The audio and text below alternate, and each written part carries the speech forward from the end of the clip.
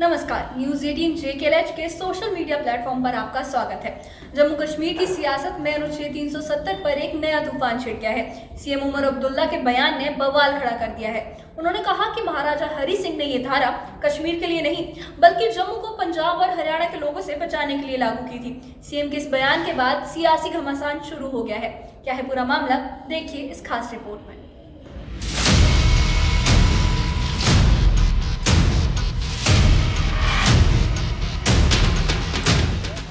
जम्मू कश्मीर के मुख्यमंत्री उमर अब्दुल्ला के एक बयान ने 370 पर चल रही सियासत को फिर से गरमा दिया है। सीएम उमर अब्दुल्ला ने कहा कि महाराजा हरि सिंह ने अनुच्छेद 370 कश्मीर के लिए नहीं बल्कि जम्मू को पंजाब और हरियाणा के लोगों से बचाने के लिए लागू किया था।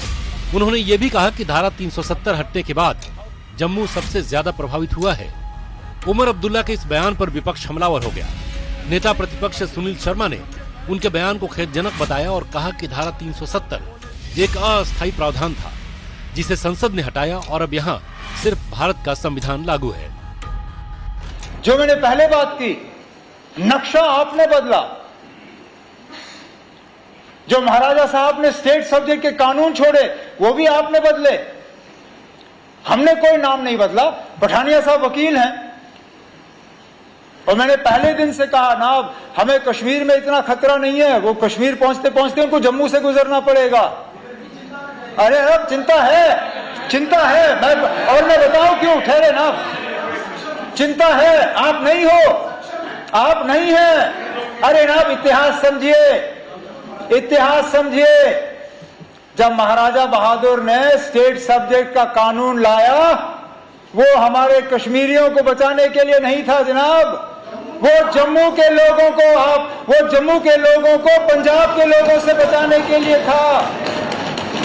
जिस 370 को पार्लियामेंट में धराशायी किया गया, जिस 370 के केस को माननीय उच्चतम न्यायालय ने सेटल कर दिया, यदि जम्मू कश्मीर का कोई व्यक्ति मध्य प्रदेश महाराष्ट्र में ज़मीन ले सकता है तो महाराष्ट्र और मध्य प्रदेश का व्यक्ति भी पूरे जम्मू कश्मीर में किसी भी भारत के व्यक्ति को पूरा अधिकार है।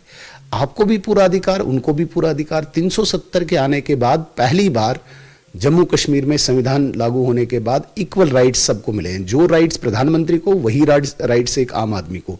डिवल कंट्रोल 370 के वजह से था। आज जो डिवल कह रहे हैं ना, डिवल तब था, अब तो वही राइट्स प्रधानमंत्री जी के हैं, वही राइट्स एक कॉमन इंसान। बीजेपी के वरिष्ठ नेता और जम्मू कश्मीर बीजेपी अध्यक्ष सत्य शर्मा ने भी उमर अब्दुल्ला पर निशाना साधा। उन्होंने कहा कि धारा 370 कश्मीर के लोगों के लिए सजा थी जिससे मोदी सरकार ने मुक्ति दिलाई। सत्य शर्मा ने यह भी कहा कि अनुच्छेद 370 हटने से जम्मू कश्मीर में विकास हुआ है और सीएम उमर अब्दुल्ला बेबुनियाद बयानबाजी कर रहे हैं। 370 किसकी उपज था? तत्कालीन प्रधानमंत्री जी जवाहरलाल नेहरू साहब और उसके साथ साथ शेख मोहम्मद अब्दुल्ला, इन दो लोगों की सोच थी। 370 एक अभिशाप था हमारे ऊपर थोपा गया और ये मात्र जम्मू के ऊपर नहीं था, ये जम्मू कश्मीर के ऊपर था और जम्मू कश्मीर में उस वक्त लद्दाख भी था। आज 370 का अभिशाप जो है हटा है। आज 370-35 से इतिहास के पन्नों में दर्ज हो चुका है।